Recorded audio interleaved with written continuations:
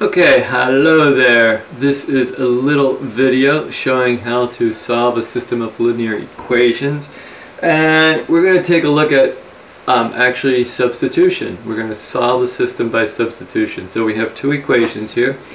Let me label them. Oh, I'm losing the mouse. Oh, there's the mouse there. Okay, so we have equation 1 and equation 2. So this is substitution. I always think about substitution as take and put. You know, if we were given a value for x, you would know what to do. You would take that value of x and put it wherever you see an x, you'd put that value in. Like suppose we said x was 3. Well, wherever we see an x, you put a 3. So that's what substitution is. That's another name for substitution. So what we need to do is we need to pick one of these equations, and it doesn't matter which one, and solve for one of the variables. I'm just going to randomly pick equation 1. That's kind of what I used when I solved it. Like I said, it doesn't matter, and it's negative x plus 4y equals negative 1. And now I'm going to pick one of the variables to solve for.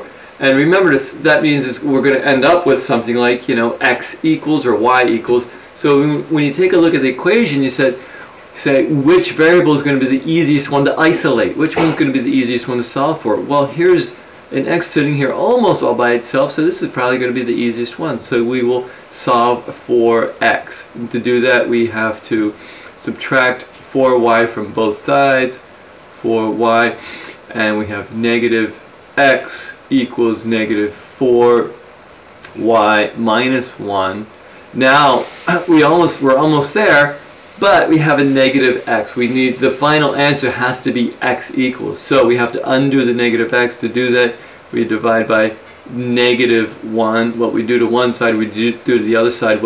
And we have to do it to every term. Negative 1, negative 1. This throws students off. They forget that they have to do it to everything. So now a negative x divided by negative 1 is going to give us the positive x we need, or the x.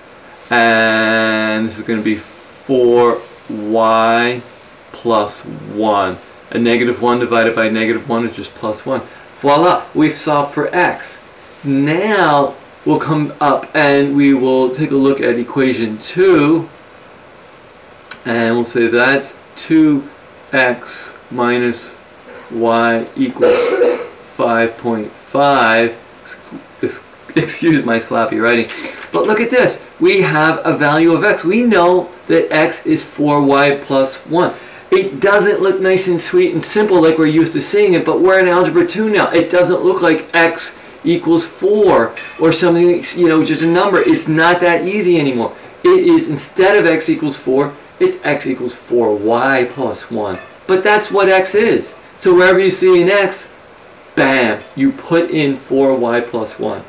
So we'll go to the equation 2. We have to go to the second. We can't use the first equation because this is the first equation rearranged to and solve for x. So we can't pop this back into the same equation. We've got to go to the second equation. And so we'll go to the second equation. Wherever we see x, we put 4y plus 1. So we'll say 2 times 4y plus 1 minus y equals 5.5. And now, watch this, we're going to be able to solve this. The only variable we have now is y. That means we're going to end up with y equals 2, y equals 3, y equals 4, whatever. And then we're almost done. So use a distributive property here. We get, we got both here. We got 8y plus 2 minus y equals 5.5. Combine, well, we could use the commutative property first, and so 8y minus y plus 2 equals 0.5. Then we can combine like terms, and we get 7y plus 2 equals 5.5. Subtract 2 from both sides. Oops, that's a big minus 2. We get 7y equals 3.5. Divide both sides by 7, and we get y equals 0.5. look at that. Now we have an actual numerical value for y equals 0.5. So we can take that and put that into either of the equations. It doesn't matter which equation we put it in, right? But I just put it in the first equation, and then we can solve for x and find out what x is. So I'm running out of room here. This is a tight board to work in. So we'll say negative x plus 4y equals negative 1. Negative x plus 4 times 0.5, because we said y equals a half, negative 1, negative x, well 4 times a half, oh shoot, 4 times a half is 2, I'm sorry, this is a plus, I don't have an easy way to erase, negative x plus 2 equals negative 1, subtract 2 from both sides, because remember this is a positive 2, I just made a little mistake there, and we get negative x equals negative 3, divide both sides by negative 1, and we get x equals 3.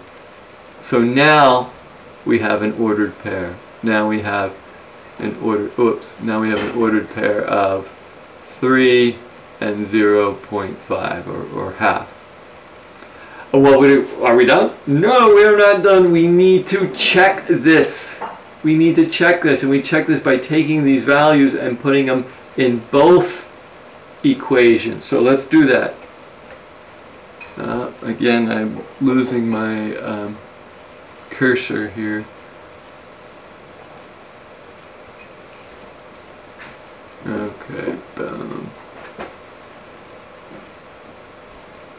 Oh, there it is there. Oh, okay.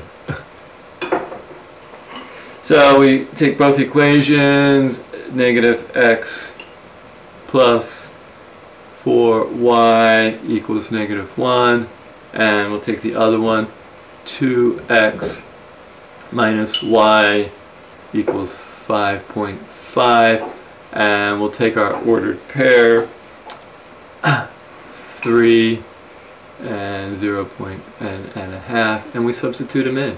You see, it substitutes, it's take and put, say negative 3 plus 4 times 0.5 equals negative 1. Well, this is just negative 3 plus 2 equals negative 1. Negative 3 and a positive 2 is negative 1. Negative 1 equals negative 1. This checks out okay. We'll come over here, we'll do the same thing. 2 times 3 minus 0.5 equals 5.5. 2 times 3 is 6. Minus 0.5 equals 5.5. 6 minus a half is just 5.5 equals 5.5. They check. So this is the solution. This is where these two linear equations are going to meet. Okay? So hopefully you found this helpful.